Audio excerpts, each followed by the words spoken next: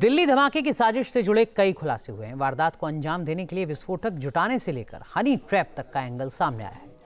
White collar terror module से सहारनपुर से गिरफ्तार डॉक्टर अदील से जुड़ी कई ऐसी जानकारियां मिली हैं जो सुरक्षा एजेंसियों के लिए भी बेहद चौंकाने वाली हैं। डॉक्टर, कश्मीरी लड़कियां, फोन में अश्लील तस्वीरें, आखिर इन सब का कनेक्शन क्या है, देखिए इस रिपोर्ट में।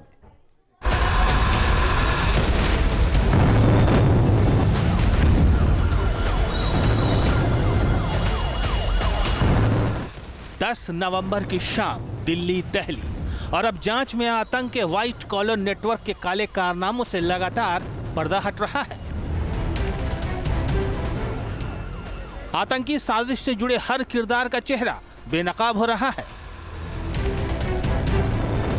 एजेंसियों को मिल रहे सबूत बेहद हैरान करने वाले हैं। डॉक्टर गैंग किस तरह अपना जाल बिछा रहा था, इसकी परतें लगातार खुल रही हैं।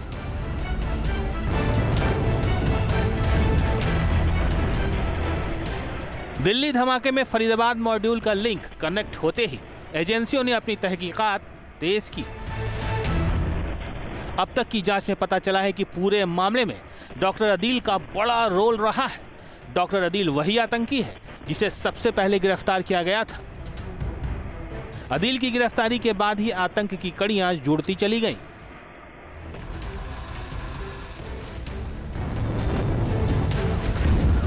सहारनपुर से गिरफ्तार किए गए आतंकी डॉक्टर अदील अहमद राथर के मोबाइल फोन से मिले डाटा ने जांच एजेंसियों को चौंका कर रख दिया है।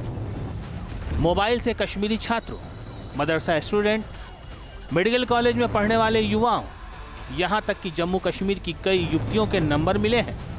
सूत्रों के मुताबिक डॉक्टर अदील युवा डॉक्टरों को अपने नेटवर्क में जोड़ने और उनसे संवेदनशील जानकारियां हासिल करने के लिए कश्मीर की लड़कियों के जरिए हनी ट्रैप रैकेट संचालित कर रहा था। डॉक्टर आदिल डॉक्टरों को हनी ट्रैप करता था। हनी ट्रैप के लिए इस्तेमाल की जाती थी कश्मीर की कन्याएं।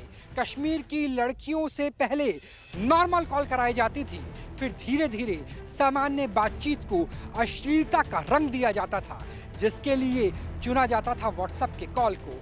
व्हाट्सएप कॉल के बाद वीडियो कॉल होती थी और उसके बाद होती थी पूरी प्लानिंग, जिसमें इमोशनल अपील से लेकर के प्रेशर की टैक्टिक्स यानी दबाव से काम करो या रोने से, भावनात्मक अपील से वो की जाती थी, ताकि डॉक्टर आदिल के इशारे पर फंसे हुए डॉक्टर कश्मीर की लड़कियों के कहने पर वो सब कुछ करे जो डॉक्टर मॉड्यूल का टेरर नेटवर्क उनसे करवाना चाहता था।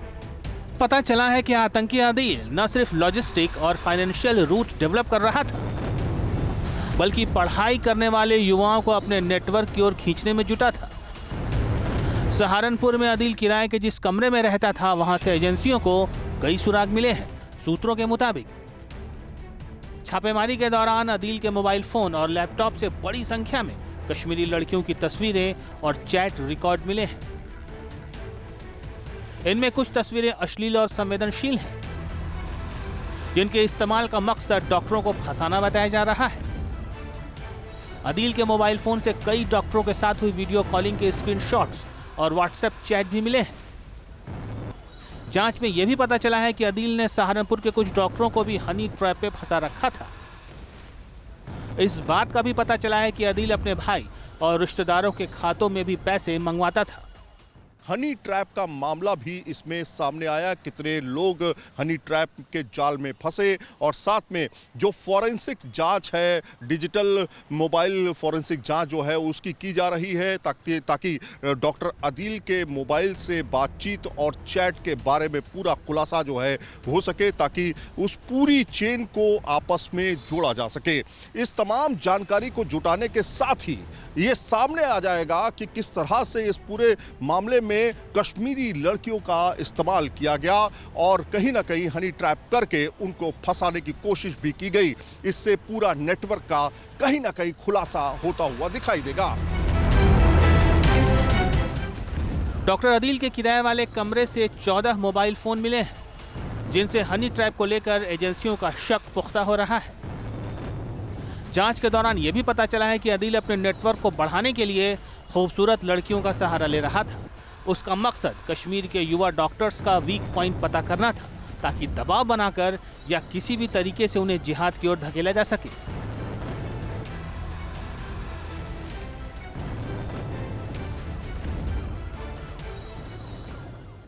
डॉक्टर अदिल के फोन से मिले सैकड़ों संदिग्ध नंबरों में से सबसे ज्यादा संख्या उन छात्रों की है जो कि सहारनपुर और आसपास के क्षेत्र में पढ़ने के लिए कश्मीर से आए थे।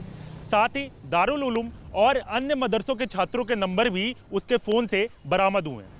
एजेंसियों को शक है कि वैचारिक और धार्मिक तौर पर इन छात्रों को आदिल और उसके साथी प्रभावित करने की कोशिश कर रहे थे। अदील के टेरर प्लान की पूरी हिस्ट्री धीरे धीरे सामने आ रही है। एजेंसियों को अभी भी उन लोगों की तलाश है जो अदील की मदद कर रहे थे या जिन लोगों का माइंड वॉश करने की कोशिश की जा रही थी। आतंक के व्हाइट कॉलर मॉड्यूल को लेकर पाकिस्तान के तार भी जुड़े हैं।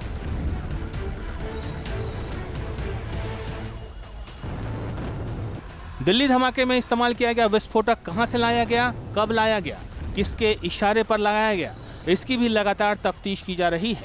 एजेंसियों को शक है कि कुछ महीने पहले पंजाब में बरामद किए गए विस्फोटक का भी डॉक्टर अदील से लिंक हो सकता है, इसलिए तमाम पहलुओं की जांच की जा रही है।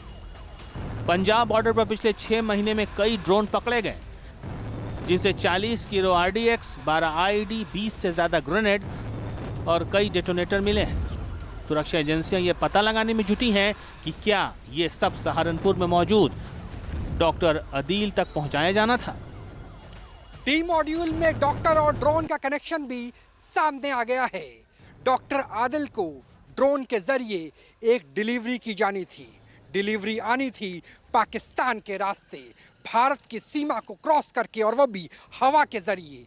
डिलीवरी होनी थी विस्फोटक की। विस्फोटक का नाम था RDX। ऐसे में सवाल उठता है कि जब इस ड्रोन के जरिए सीधा डिलीवरी RDX यानी विस्फोटकों की डॉक्टर आदिल तक पहुंचनी थी, तो उसके बाद क्या होना था? कैसे डॉक्टर के टेरर मॉड्यूल से इसे अलग अलग जगह पहुंचाया जाना था? आदिल के बाद के पास था ट्रांसपोर्टेशन कैसे होनी थी? कहां पर धमाका करने की कोशिश थी? और पाकिस्तान से ड्रोन के रास्ते जो पहुंचना था सामान, उसे क्या इंटरसेप्ट किया जा सकता था? सवाल तो ये भी खड़ा होता है कि डॉक्टर आदिल को क्या सहारनपुर के अंदर भी किसी का सपोर्ट मिला था?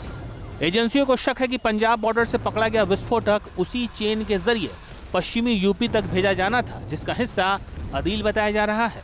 यूपी के कई जिलों में पिछले महीनों में संदिग्ध ड्रोन देखे जाने की कई शिकायतें आई थी। लोगों की शिकायतों पर पुलिस ने जांच की, लेकिन कुछ खास जानकारी नहीं मिली। मगर मौजूदा खुलासों के बाद सुरक्षा एजेंसियां इन रिपोर्टों को सामान्य घटना नहीं मान रही हैं। आशंका है कि वही ड्रोन रूट अदील जैसे स्लीपर मॉड्यूल तक विस्फोटक पहुंचाने के लिए तैयार किया जा रहा था।